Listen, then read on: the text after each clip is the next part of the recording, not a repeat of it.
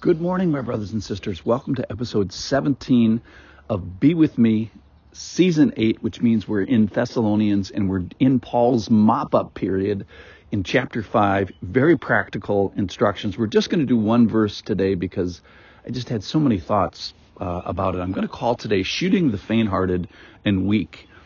That's a little bit of a joke just to get people to listen. The idea is, the joke is the church is the only place where we shoot the wounded, and that is not what Paul is saying whatsoever. So we're going to feature today. We're going to honor, if you will, or at least address the idle, but then we're going to honor and encourage and help the faint-hearted and the weak. Listen to the passage, and then we'll chat about it and think about it and get to be some very practical things as well. This is from 1 Thessalonians chapter 5, verse 14. And we urge you, brothers, admonish the idle, encourage the faint-hearted, help the weak, be patient with them all. So there's three different groups here: the idle, the faint-hearted, and the weak. And there's three different responses to them. Now, they're in the church. They're brothers. They're people in the body of Christ. He calls them brothers. The first group is the idle group. The second group is the faint-hearted group. And the third group is the weak group. I just want to talk for a second about the idle group because it's something that he's going to address again in 2 Thessalonians big time. He's already addressed it a little bit in 1 Thessalonians. And what it represents is bad theology. It's bad theology about God, bad view of God, bad view of work.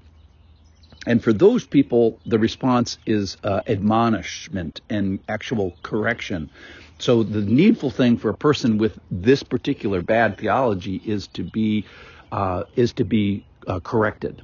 That's really all I want to say about the people that are idle. I want to focus more today on encouraging the faint-hearted and helping the weak, because these people apparently have good theology. They're just tired. They're at the end of the rope. They have resources that are running out of steam, and they're just, losing gas, the faint-hearted people. And the needful thing is to help give them gas, to help encourage them. So the weak, the help is, the gas you give them is help. For the faint-hearted, the thing you give them is courage. So why would we be faint-hearted? Well, I think it's kind of obvious that there's sickness can do that, problems, the piling on of problems, conflicts, people, holy cow. Persecution. We know that the Thessalonians had persecutions and direct opposition. We know that people had been dying around them. Chapter 4 talks about that a lot. So they're weary from grief. We know that they have some problems with previous sins, and so there's probably some sin consequences that are burdening them. The deal is the Christian life is one of the walk is ups and downs and peaks and valleys, or if you want to do it by what's their spiritual speed limit. And don't we all have people around us whose spiritual speed limit is at a crawl, that are discouraged, that are losing heart, they're running on empty, and their motivation is low? And don't we have people around us whose hearts are not strong? Of course we do. That's what being in the body of Christ is all about. All right, let's talk about the weak for a second. The weak are people that might have actually an incapacity or are without capacity, have some limitations.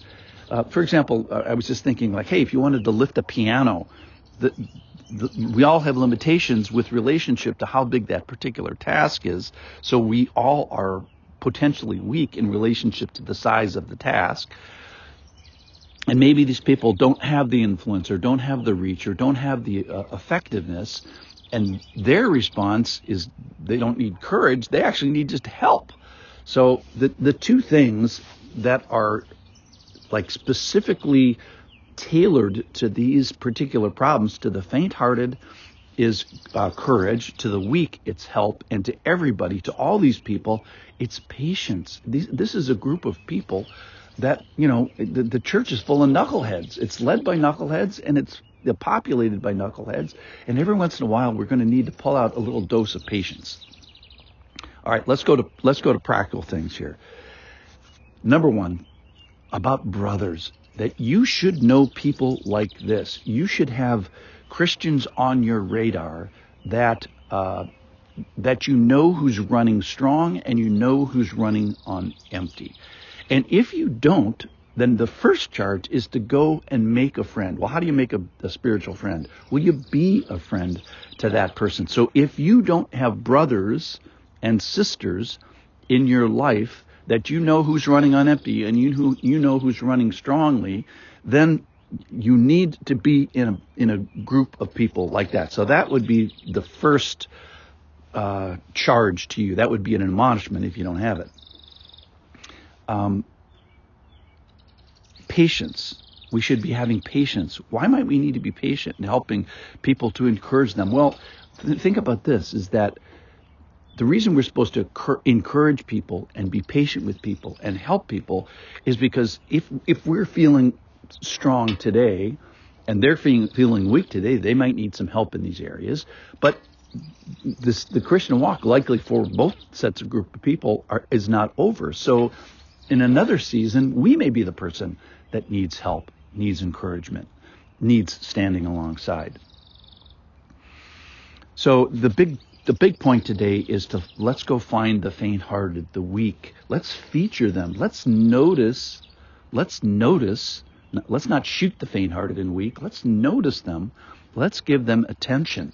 Could that be the widow, the orphan, the grieving, the sick, people that are just buried and overwhelmed? Let's not shoot our wounded. That's not what he says here in 1 Thessalonians. He says, let's esteem and admonish those who are idle. That's one thing. But the positive side is to encourage the faint-hearted and be patient with everybody, helping the weak. That's what the Christian church is all about. Thanks for listening. Go find someone who's faint-hearted today and encourage them. Thanks for listening.